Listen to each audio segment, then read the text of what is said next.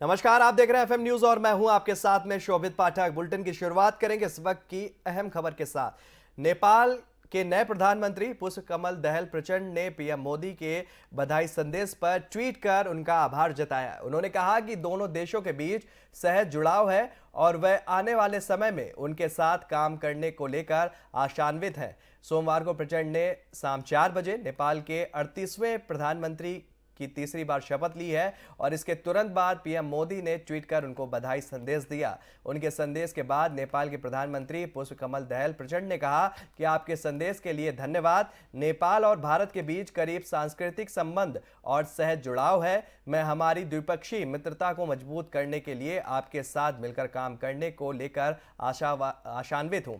उनकी शुभकामनाओं के लिए आपका धन्यवाद। नेपाल के पीएम प्रचंड ने कहा कि उनकी विदेश नीति प्रो नेपाल रहेगी और वह दुनिया के बाकी देशों से अच्छे संबंध बनाकर चलेंगे। उन्होंने कहा कि नेपाल की राजनीति जिस तरीके से आगे बढ़ रही है वहां अब कोई प्रो चीन, प्रो इंडिया या प्रो अमेरिका की बात नहीं है। हम सबके साथ मिलकर काम करेंगे।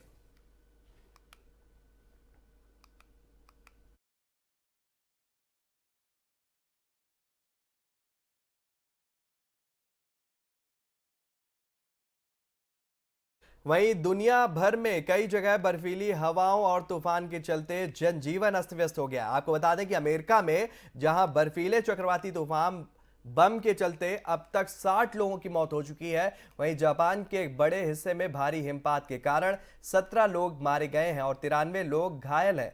यहां सैकड़ों घरों में बिजली गुल है। उधर यूरोप के ऑस्ट्रेलिया में हिमस्खलन के कारण 10 लोग लापता हैं। अमेरिका में क्रिसमस के दौरान आए बर्फीले तूफान से देश के करीब 20 करोड़ लोग पूरी तरीके से प्रभावित हो गए हैं और 49 लोगों की इस दौरान मौत भी हो चुकी है, जबकि कनाडा में भी 4 लोगों की जान जा चुकी है। तूफान का असर मैक्सिको तक देखने को मिल रहा है। यहाँ मरीजों तक एम्बुलेंस नहीं पहुंच पा रही है और कई शहरों में बिजली तक गुल है। सबसे ज्यादा प्रभावित न्यूयॉर्क और मोंटाना जैसे शहर हैं, जहां तापमान -45 डिग्री तक पहुंच गया है। अमेरिकी अधिकारी इसे सदी का भयावह तूफान बता रहे हैं। अमेरिका के पूर्वोत्तर के कुछ हिस्सों में अब भी बर्फीले तूफान की स्थिति बनी हुई है। पिछले कई दिनों से अमेरिका इससे जकड़ा हुआ है। लाखों घरों की बिजली गुल है, आवाजाही पूरी तरीके से ठप है और चारों ओर बर्फ जमा है। 9 राज्यों में कम से कम 49 मौतें हुई हैं। न्यूयॉर्क के गवर्नर कैथी होचुल ने मीडिया से चर्चा में माना कि यह सदी का भयावह बर्फीला तूफान है। पश्चिमी न्यूयॉर्क के इलाके में 30 से 40 इंच तक मोटी बर्फ से ढक गए हैं और होचुल के राष्ट्रपति जो बाइडेन से उन्होंने फोन पर बात कर उनसे मदद की गुहार भी लगाई है। बाइडेन ने कहा कि संघीय सरकार पूरी मदद करेगी। उन्होंने जो बाइडेन तूफान में परिजनों को खोने वालों के लिए प्रार्थना भी की है।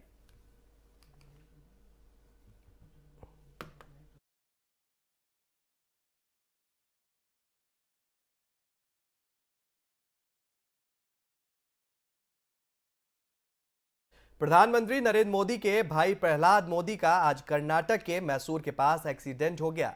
प्रहलाद मोदी अपने परिवार के साथ बांदीपुर से मैसूर जा रहे थे, तभी उनकी कार का एक्सीडेंट हो गया। हादसे के वक्त प्रहलाद मोदी और उनके परिवार के सदस्य कार में थे। सभी को मामूली चोटें आई हैं और उनके इलाज के लिए मैसूर के एक अस्पताल में उन्हें ले जाया गया। प्रहलाद मोदी अपनी पत्नी, बेटे, बहू और पोते के साथ मर्सिडीज बेंज कार में बांदीपुरा जा रहे थे, तभी दोपहर करीब 2 बजे डिवाइडर से उनकी कार टकरा गई। पुलिस के अनुसार चोटें ज्यादा गंभीर नहीं बताई जा रही हैं। घटना दोपहर कंडाकोला के पास हुई है। ट्विटर पर वायरल हो रहे विजुअल में कार के अगले हिस्से को भारी नुकसान पहुंचा है और वाहन को बुलडोजर से ले जाया गया। सूत्रों ने कहा कि मैसूर की पुलिस अधीक्षक सीमा लटकर ने घटनास्थल और अस्पताल का दौरा किया। प्रहलाद मोदी पीएम मोदी के छोटे भाई हैं।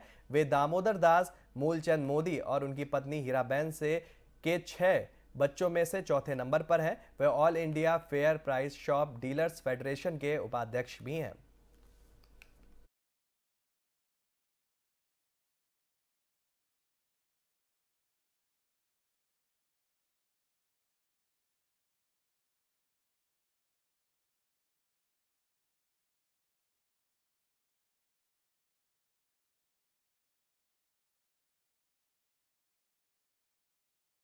कोरोना की वैक्सीन कोवैक्सीन बनाने वाली company Bharat biotech international limited ने आज घोषणा की कि कोरोना की इंट्रानेजल वैक्सीन को जल्द ही बूस्टर खुराक के रूप में देश में शुरू किया जाएगा। कंपनी के मुताबिक इसे जनवरी के चौथे हफ्ते में शुरू किया जाएगा। इस महीने की शुरुआत में भारत बायोटेक की नेजल वैक्सीन को बूस्टर खुराक के उपयोग के लिए central drug standards control organisation से मंजूरी मिली थी।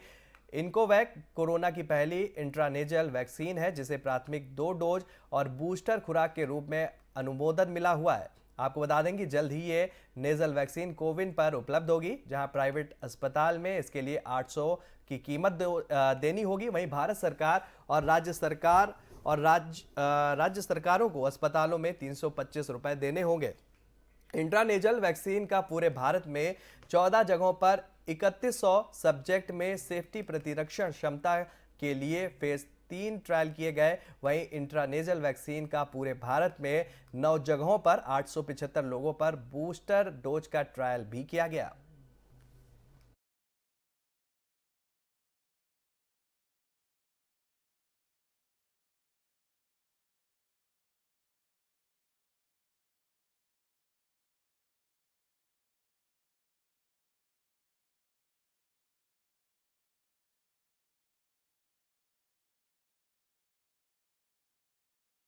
और बढ़ते हैं अगली खबर की तरफ। चाहे सरकार में हो या ना हो, राहुल गांधी हमेशा चर्चा का केंद्र बने रहते हैं। राहुल फिलहाल भारत जोड़ो यात्रा में कांग्रेस का नेतृत्व कर रहे हैं। दिल्ली की सर्दी में उनका हाफ टी शर्ट पहनना चर्चा का विषय बना हुआ है और इस सबके बीच कांग्रेस नेता सलमान खुर्शीद ने उनकी तुलना भगवान राम से कर दी है। उन्होंने क्या कुछ कहा, आइए आपको सुनवाते हैं। जैसी भी राजनीति इस देश में हो, देशभक्ति का मामला सबसे ऊपर होना चाहिए। यात्रा को उत्तर प्रदेश में बहुत कम उसका एक कारण है। देखिए, यात्रा तो 100 साल तक चल सकती है, लेकिन समय सीमित होता है और एक क्षमता भी, हर व्यक्ति की क्षमता सीमित होती है। हमें तो ऐसा लगता है कि राहुल गांधी की क्षमता सीमित नहीं है, थका दिया है, लेकिन हम कह भी नहीं सकते कि हम थक गए हैं। वो जिस रफ्तार से चलते हैं, जितने दिन से वो चले हैं, जिस तरह से हमको उनके पीछे साथ चलना पड़ रहा है, तो हम तो ये मानते हैं कि वो रियली, ये मान के चलिए कि वो सुपर ह्यूमन है। हम इतने जैकेट कोट पहने हुए हैं, वो टी शर्ट में निकलते हैं। बताइए, हम ठुठुर रहे हैं ठंड में, वो टी शर्ट पहने निकल रहे हैं। एक योगी जैसी, जब उन्होंने कही दिया मैं तपस्या में हूँ, तो वो तपस्या कर रहे हैं। अब तपस्या के लिए एक योगी कहीं बैठ गया, किसी गुफा में बैठ गया एक योगी की तपस्या के लिए, तो आप इस बात की बात कह रहे हैं कि वो दूसरी गुफा में तो गए नहीं। तो जब ये कार्यक्रम बना था तो ये तय हुआ था कि एक भैया एक सीधा मार्ग बनाओ कन्याकुमारी से कश्मीर तक। उसमें उत्तर प्रदेश, अनफॉर्चुनेटली उत्तर प्रदेश उसमें बाएं दाएं रह गया। तब बहुत लोगों ने, हमने जब रोना किया कि नहीं उत्तर प्रदेश में आना है, तो उन्होंने समय निकालकर ये कहा कि 3-4 दिन में उत्तर प्रदेश में दूंगा। मैं दिल्ली आता हूँ, दिल्ली से निकलकर उत्तर प्रदेश आ जाऊंगा, तब हरियाणा जाऊंगा। तो उत्तर प्रदेश की वजह से उन्होंने हरियाणा को 2 भाग में बांट दिया। हरियाणा जा चुके हैं, हरियाणा वो फिर जाएंगे, लेकिन सिर्फ उत्तर प्रदेश की वजह से उन्होंने इतना अपना कार्यक्रम बदला है और इसलिए हमको आभार प्रकट करना है। लेकिन आगे भी बड़े कार्यक्रम हैं। हमारी जो यात्राएं हुई हैं, 6 यात्राएं हुई हैं, उसका लक्ष्य एक तो हम तैयारी करें इनकी यात्रा की, दूसरा अभी क्योंकि वो नहीं आ रहे हैं तो उनके नाम पर ऐसा है आप तो जानते हैं भगवान राम की खड़ाव बहुत दूर तक जाती है, तो कभी कभी खड़ाव लेकर भी चलना पड़ता है। हमेशा भगवान राम नहीं पहुंच पाते हैं तो खड़ाव लेकर चलना पड़ता है। तो भरत उनकी खड़ाव लेकर चलते हैं, तो खड़ाव लेकर हम उत्तर प्रदेश में चले हैं। उत्तर प्रदेश में खड़ाव पहुंच गई है तो राम जी भी पहुंचेंगे। वहीं सलमान खुर्शीद द्वारा राहुल गांधी की तुलना भगवान राम से करने पर बीजेपी सांसद मनोज तिवारी ने निशाना साधा है। क्या कुछ उन्होंने कहा, आइए आपको सुनवाते हैं। सलमान खुर्शीद वो भगवान राम को जानते ही क्या है। सलमान खुर्शीद जैसे लोगों ने ही कांग्रेस को इस रसातल तक भेजा है। अगर सलमान खुर्शीद को राहुल गांधी में ही राम नजर आते हैं, वही राम उनको नजर आते हैं, तो मेरा मानना है कि सलमान खुर्शीद जैसे लोगों को अपना इलाज कराना चाहिए। राहुल गांधी ने जो भारत जोड़ो यात्रा निकाली है, अब वो उत्तर प्रदेश की ओर रुख कर रहा है और उसमें उन्होंने सारे विपक्ष को न्योता दिया है, खासकर मायावती और अखिलेश यादव को। स्वागत है उनका, ये कोई पहली बार तो दिया नहीं है, ये तो पहले भी न्योता क्या, पहले तो मिल चुके हैं, पहले साथ यात्रा कर चुके हैं, फिर जनता से नकारे जा चुके हैं। लेकिन समस्या है कि ये भारत जोड़ो यात्रा है या भारत तोड़ो यात्रा है, इस पे विचार होना चाहिए। आप जब साउथ से शुरुआत किए तो एक ऐसे चर्च के पदाधिकारी से मिले। हमारे देश में बहुत सारे चर्च के पदाधिकारी हैं जो बहुत देशभक्त हैं, देश के साथ चल रहे हैं, पूरी कम्युनिटी बहुत अच्छे से राष्ट्रवादी तरीके से चल रही है। लेकिन राहुल गांधी जिससे मिलते हैं वो देश विरोधी बातें करता है, वो देश को हमेशा गलत शब्दों से परिभाषित करता है। तो वहाँ भी उन्होंने देश का दिल तोड़ा। रास्ते में आगे चलते हैं तो कन्हैया कुमार जैसे लोग उनके साथी होते हैं, जिसका नारा है भारत तेरे टुकड़े होंगे, वहाँ भी दिल टूटा। राजस्थान आते आते मोबाइल तोड़ दिए किसी कार्यकर्ता का।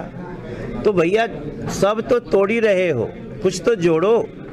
मैं समझता हूँ ये इनकी यात्रा अच्छा, मैं इसको मानता अगर ये देश के अच्छे अच्छे लोगों को तोड़ते। कल मेवात के एक व्यक्ति का, मैं कोई रशीद चाचा है उनका मैं सुन रहा था बयान, वो कहते हैं कि ये चलते हैं तो बात भी नहीं करते, लोग रस्सी में से बांधे रहते हैं, चलते जाते हैं। तो अगर ऐसी ही यात्रा है, हमें तो लगा था कि इस यात्रा से कुछ राहुल जी का और कांग्रेस का फायदा होगा, लेकिन मुझे दिख नहीं रहा है।